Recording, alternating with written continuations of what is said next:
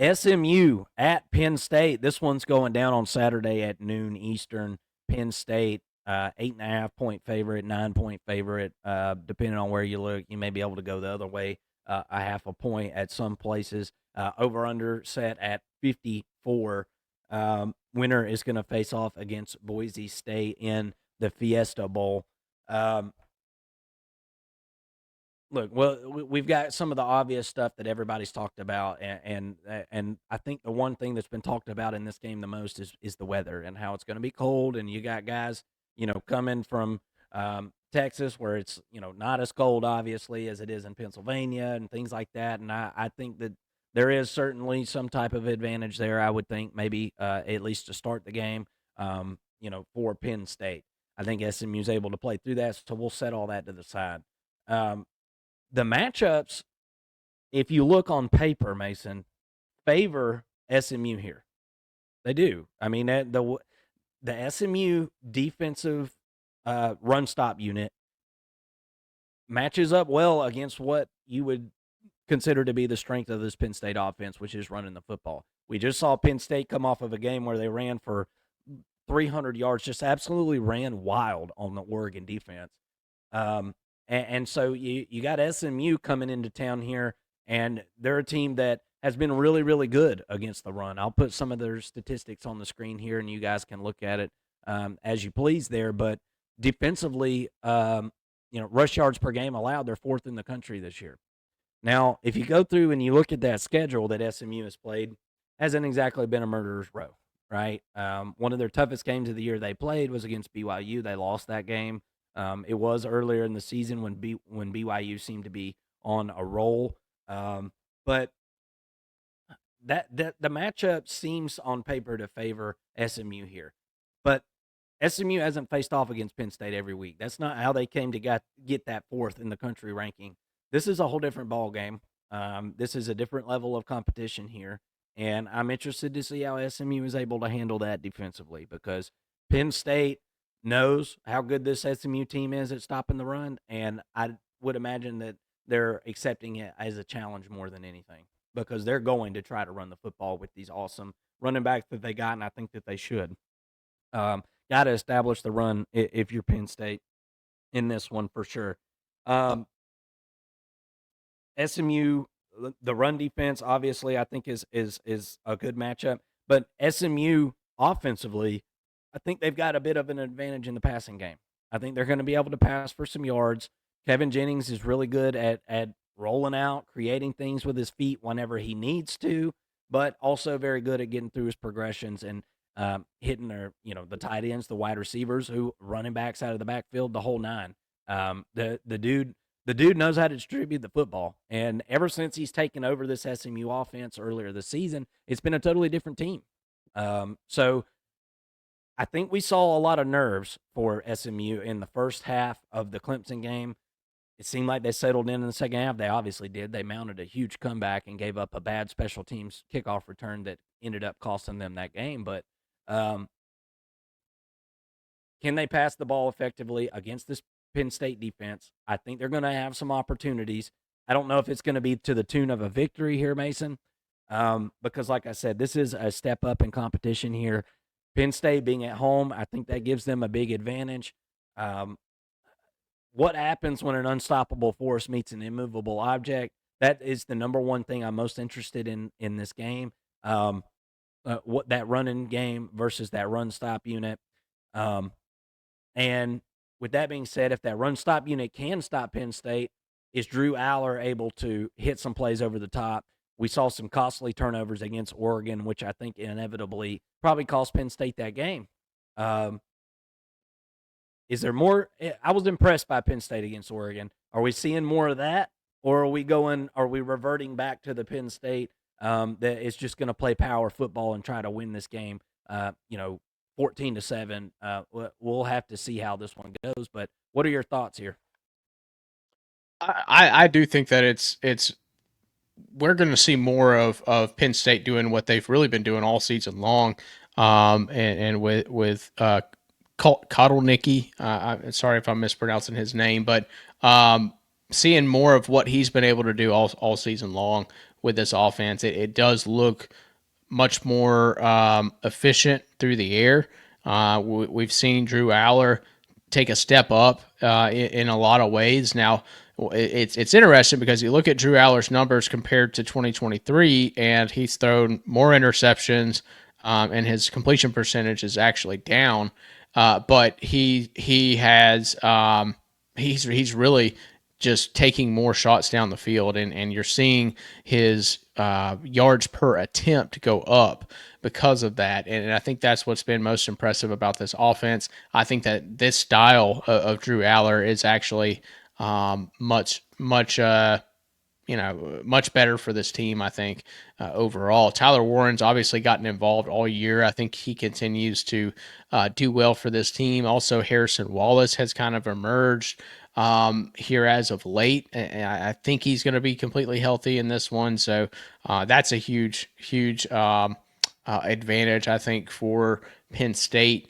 To me, Mark, this game, look, you mentioned that SMU maybe had the jitters in the first half in the ACC game, and Kevin Jennings, maybe that has something to do with it. But to me, when I watched that game, I saw a Clemson defense do what they've done all year, and it's fall apart in the last part.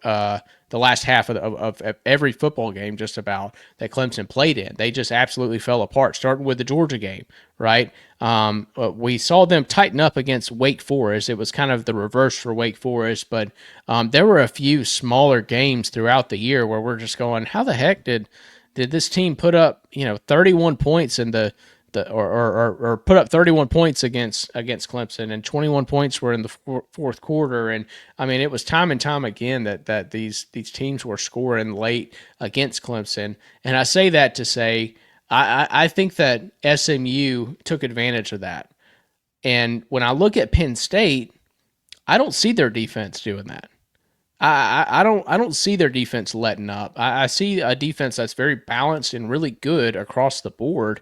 And to me, SMU, if they get down early like they did against Clemson, they're not going to have an opportunity to climb back into this football game. And I think I'm predicting that that's exactly what's going to happen here. I don't like this matchup for SMU. I think that it's kind of a terrible matchup in a lot of ways. Now, do they do a good job of stopping the run? Absolutely. But Penn State has found ways to get Tyler Warren involved in most of these football games. When you don't have a absolute unit at linebacker that can match up with Tyler Warren, which SMU does not have, to guard him and cover him, then he is going to be a problem. I think Tyler Warren is a big problem in this football game.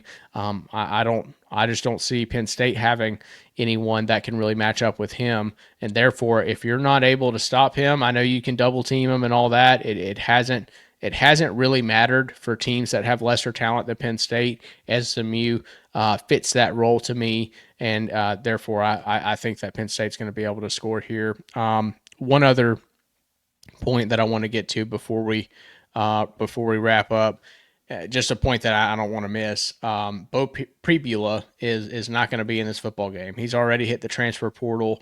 He's kind of the run first quarterback option that Penn State likes to use, and it's a shame. I know the kid probably didn't want to do it necessarily, but we're at a certain part of college football where this is almost necessary.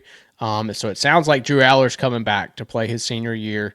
Bo Pribula, who I had high hopes for in this game and throughout the playoffs, he hits the transfer portal. He's not going to play for Penn State, presumably again. And, that's another weapon that Penn State doesn't have. I don't think that they need him in this game necessarily. It could, in some red zone situations in this one and down the road, it could hurt them. But I just think it's a shame that nobody's come in and corrected the transfer portal window for things like this in the playoffs when you've got several players who have already put their names in the hat, I guess, so to speak. So interesting there, Mark, but I'll shut up and let you get to some comments. I just had a couple of them to bring up here. Nothing too serious. But Kevin Chandler, a guy he watches this channel pretty good bit. Thanks for watching, Kevin. I appreciate it. He was kind of referring to the defenses in that Big Ten championship. He said, "I've seen both elite defenses getting whooped, and to shoot out, we are." And good luck to Penn State this coming up weekend. Oregon's defense was battling a serious flu bug during the Big Ten championship, so factor that into your metrics. We forgot to add that into the model, Mason. We forgot to add in the flu bug into the model. Art of Truth podcast 8678. Appreciate it. Thank you for watching. Yeah, I don't know what truth there is to that. I just thought that was interesting.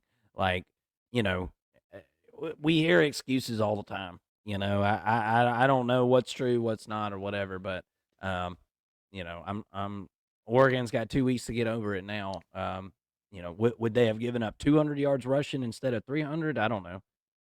It just seemed to me like Penn State had a good game plan, and it seemed to me like the Oregon run stop unit did not play well. I mean, just flat out didn't play well, and hadn't really faced a run game that good all year, I don't think. So, interesting stuff there. What's your prediction on this one, Mason? I mean, if you want to comment on these, you can. But what is your prediction on this one? Who you got?